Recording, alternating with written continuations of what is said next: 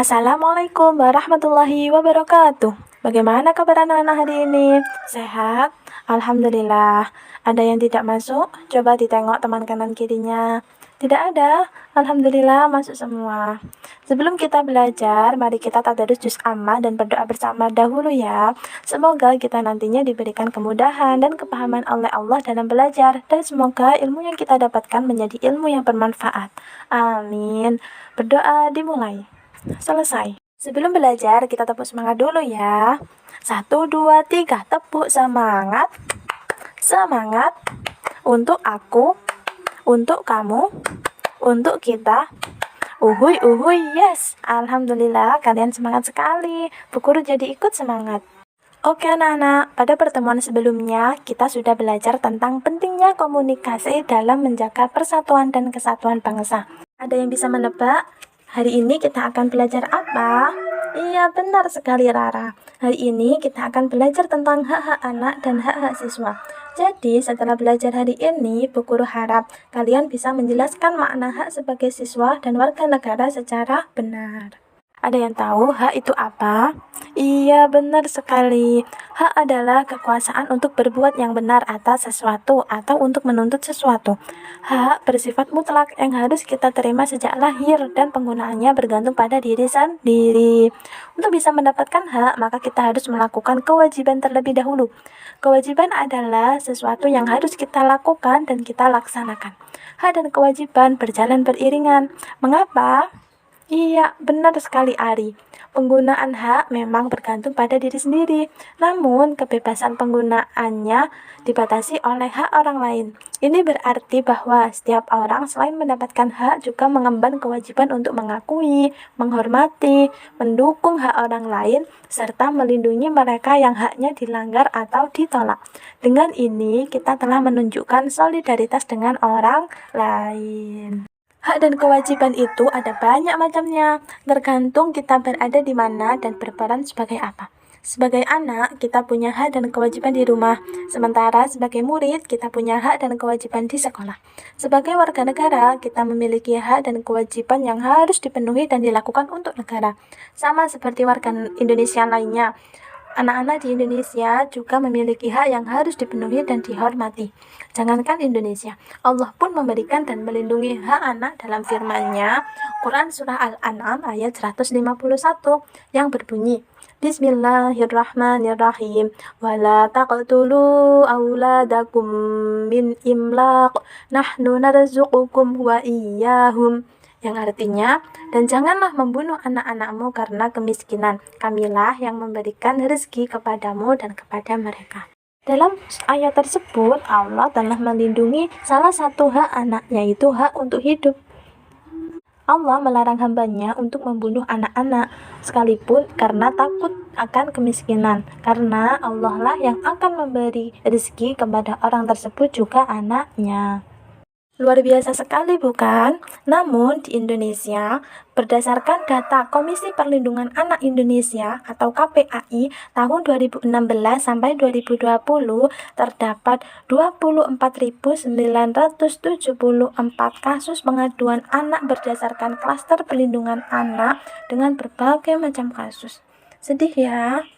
Oleh karena itu, yuk kita sama-sama selain meminta hak, kita juga melaksanakan kewajiban kita untuk mengakui, menghormati, mendukung hak orang lain, serta melindungi mereka yang haknya dilanggar atau ditolak. Oke? Adakah yang bisa menyebutkan contoh hak-hak kalian sebagai anak dan sebagai pelajar? Iya, benar sekali Fala. Hak untuk hidup. Lagi? Iya, hak untuk mendapatkan kasih sayang. Hak untuk terhindar dari kekerasan. Benar sekali. Kalian berarti semalam sudah belajar. Apakah kalian tahu bahwa ada satu organisasi dunia yang peduli terhadap hak-hak anak sedunia? Apa itu? Organisasi apa? Benar sekali Dika, PBB. PBB adalah organisasi internasional di dunia yang membina kerjasama internasional dalam pembangunan di berbagai bidang. PBB pernah membuat konvensi atau perjanjian dengan hampir semua pemimpin negara di dunia yang di dalamnya berisi pedoman dalam pemenuhan hak anak dan perlindungan anak. Dokumen perjanjian ini dikenal dengan Konvensi Hak Anak. Luar biasa bukan? Yuk kita simak video yang akan Bu Guru putar. Setelah menyimak video nanti, Bu Guru ingin kalian mendaftar macam-macam hak anak yang ada di video, juga yang ada di buku siswa halaman 32, boleh dalam bentuk tabel. Kemudian kalian beri centang untuk hak-hak yang sudah kalian terima. Setelah selesai nanti, kita akan membahas bersama, oke? 4 golongan hak anak dalam Konvensi Hak Anak. Selamat Hari Anak Sedunia, teman-teman! Hari Anak Sedunia pertama kali ditetapkan tahun 1954 dan dirayakan oleh seluruh dunia setiap 20 November. Melansir dari laman resmi United Nations, peringatan Hari Anak Sedunia pada tahun 2021 ini mengangkat tema yaitu A Better Future for Every Child. Artinya masa depan yang lebih baik untuk setiap anak. Nah, dalam mewujudkan masa depan yang lebih baik ini, penting untuk semua orang dan anak-anak sekalipun untuk menegakkan hak anak-anak.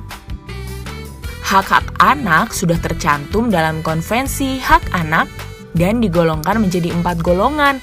Apa saja ya itu? Sebelum lanjut videonya, jangan lupa subscribe dan nyalakan lonceng notifikasinya ya.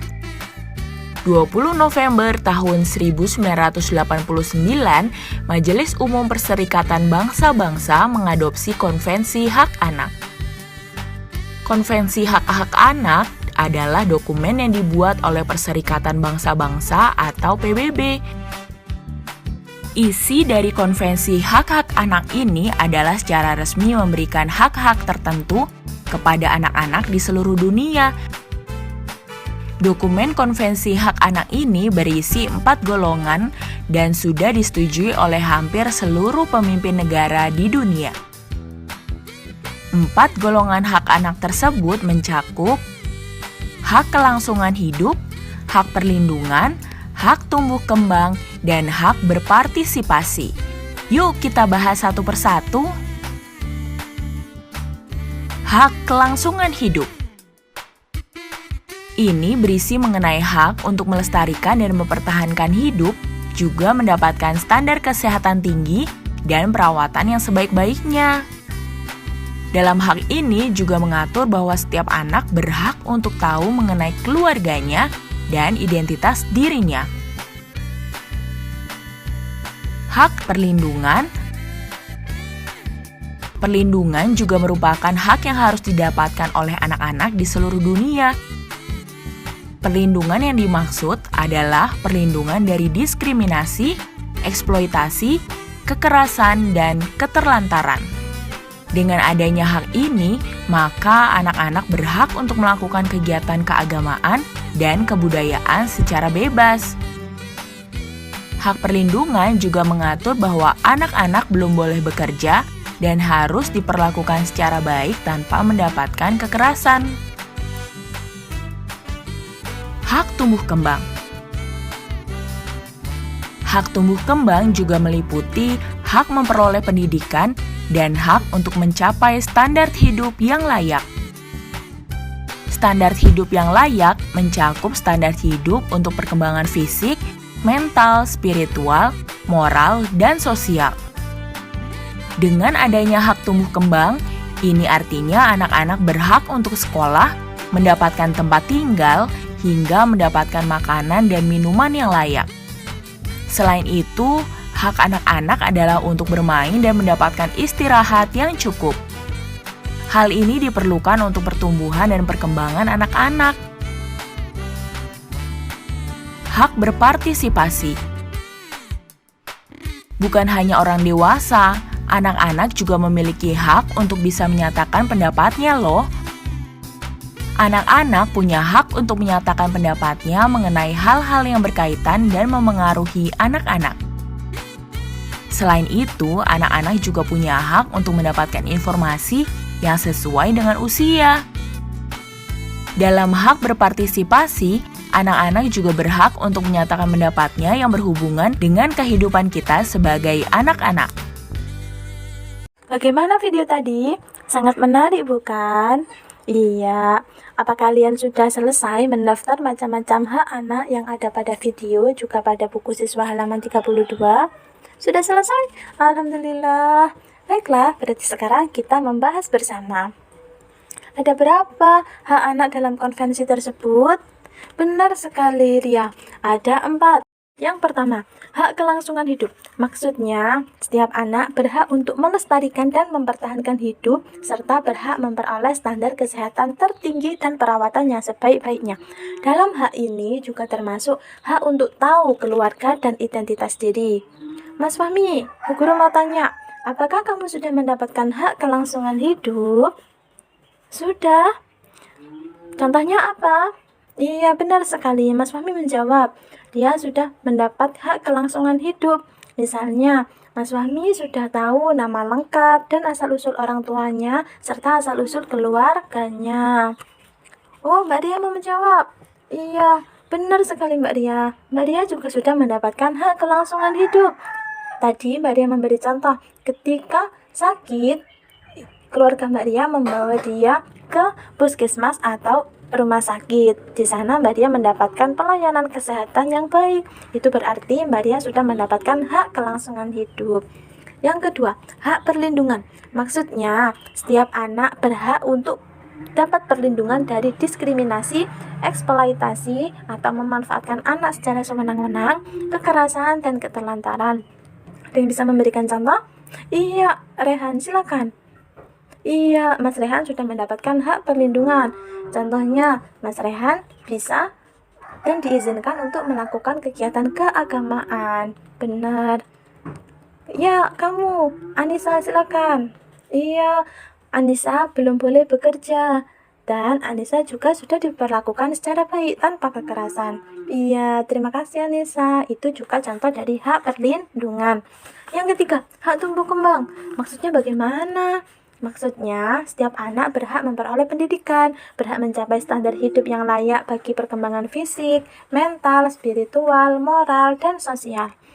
Contohnya, setiap anak berhak untuk sekolah, berhak mendapatkan tempat tinggal, berhak mendapatkan makanan dan minuman yang layak, berhak untuk bermain dan beristirahat yang cukup.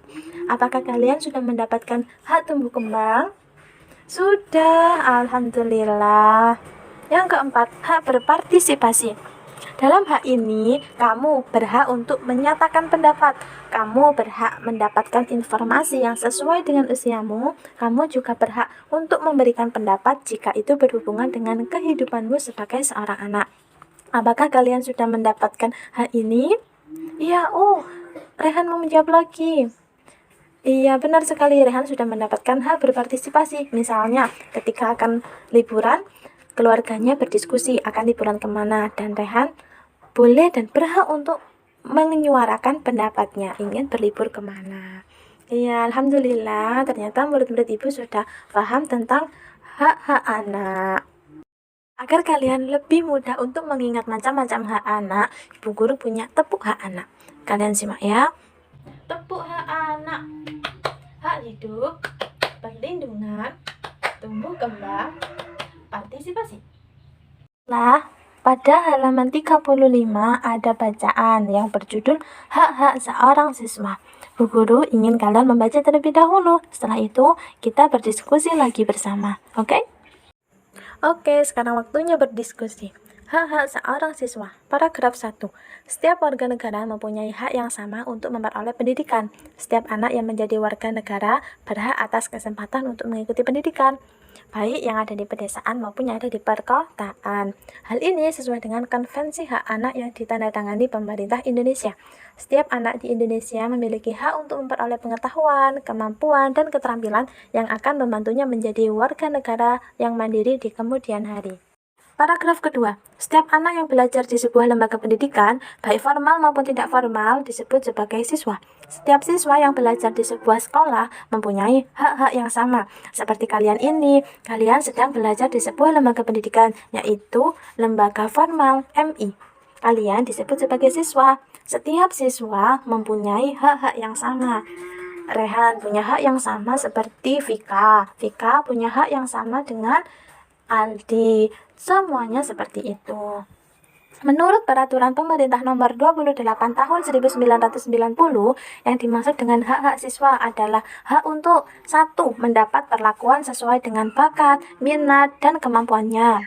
Di sini maksudnya, setiap siswa itu pasti memiliki bakat, minat, dan kemampuan yang berbeda, bukan? Nah, oleh karena itu di sekolah terdapat wadah, yaitu ekstrakurikuler yang bisa digunakan untuk menyampaikan, menyalurkan, dan mengembangkan hak-hak kalian masing-masing. Yang kedua, memperoleh pendidikan agama sesuai dengan agama yang dianutnya. Nah, untuk di MI, kalian telah mendapatkan pendidikan agama. Ada berapa macam? Iya, ada banyak. Misalnya, Quran Hadis, SKI, Fikih, Akidah Akhlak. Sedangkan untuk anak-anak yang beragama lain juga telah ada sekolah yang khusus. Misalnya, untuk anak-anak yang beragama Kristen, di Jombang itu ada Petra. Lalu untuk anak-anak agama yang lain, ketika sekolahnya menjadi satu, memiliki siswa yang heterogen, juga disediakan guru masing-masing agama. Yang ketiga, mengikuti program pendidikan yang bersangkutan atas dasar pendidikan berkelanjutan, baik untuk mengembangkan kemampuan diri maupun untuk memperoleh pengakuan tingkat pendidikan tertentu yang telah dibakukan. Untuk hak yang ketiga ini, setiap siswa, setiap orang berhak untuk memperoleh pendidikan yang berkelanjutan juga. Jadi nanti setelah MI, kalian juga berhak untuk melanjutkan pendidikan ke jenjang selanjutnya, misalnya SMP atau MTS. Yang keempat, mendapat bantuan fasilitas belajar, beasiswa, atau bantuan lain sesuai dengan persyaratan yang berlaku. Nah, untuk ini, misalnya, kalian di sekolah itu telah punya fasilitas belajar, seperti kolam renang, lapangan sepak bola, buku-buku. Selain itu, kalian juga ada beasiswa dan bantuan lain dengan syarat dan ketentuan yang berlaku. Yang kelima, pindah ke sekolah yang sejajar atau yang tingkatnya lebih tinggi sesuai dengan persyaratan penerimaan siswa pada sekolah yang hendak dimasuki. Pada hak yang kelima ini, kalian berhak untuk pindah ke sekolah yang sejajar atau nanti ketika telah lulus pindah ke sekolah yang lebih tinggi dengan syarat dan ketentuan yang berlaku. Yang keenam, memperoleh penilaian hasil belajarnya. Poin keenam ini maksudnya ketika setelah ujian atau ketika ulangan, kalian itu berhak mendapatkan penilaian, berhak mengetahui nilai kalian sebagai hasil dari belajar kalian. Yang ketujuh, menyelesaikan program pendidikan lebih awal dari waktu yang ditentukan. Jadi, kalian juga mendapatkan hak untuk menyelesaikan program pendidikan lebih awal dari waktu yang ditentukan. Misalnya, ada kelas akselerasi. Jika kalian yang mampu, kalian juga berhak untuk masuk ke kelas tersebut. Pada kelas tersebut, waktu belajarnya, waktu pendidikannya lebih singkat dari yang pada umumnya. Yang terakhir, mendapat pelayanan khusus bila mana menyandang cacat. Nah, untuk anak-anak yang memiliki disabilitas atau penyandang cacat, kalian juga berhak untuk mendapatkan pelayanan khusus. Misalnya, di sini ada sekolah SLB, ada sekolah inklusi. Nah, sekolah-sekolah tersebut memang sengaja dibuka, disediakan untuk anak-anak yang menyandang cacat agar tetap bisa belajar seperti anak-anak pada umumnya. Apakah kalian bisa memahami penjelasan dari Bu Guru? Bisa? Alhamdulillah. Sekarang Bu Guru ingin kalian bertukar pikiran dengan teman sebangkunya tentang hak-hak seorang pelajar. Nanti setelah bertukar pikiran, kalian membuat kesimpulan ya tentang hak dengan bahasa kalian sendiri. Alhamdulillah, pelajaran hari ini hampir saja selesai. Sebelum itu, Bu Guru ingin tanya deh. Hari ini kita sudah belajar apa saja? Iya, kita sudah belajar tentang konvensi hak-hak anak. Kita juga sudah belajar tentang hak-hak seorang siswa. Hari ini, bagian mana yang paling kalian suka? Fauzan suka waktu menyimak video. Dika suka waktu berdiskusi bersama. Oke anak-anak, nanti ketika pulang sekolah, Bu Guru harap kalian langsung pulang ke rumah ya. Mohon maaf untuk hari ini apabila Bu Guru ada kesalahan. Sekian dari Bu Guru. Wassalamualaikum warahmatullahi wabarakatuh.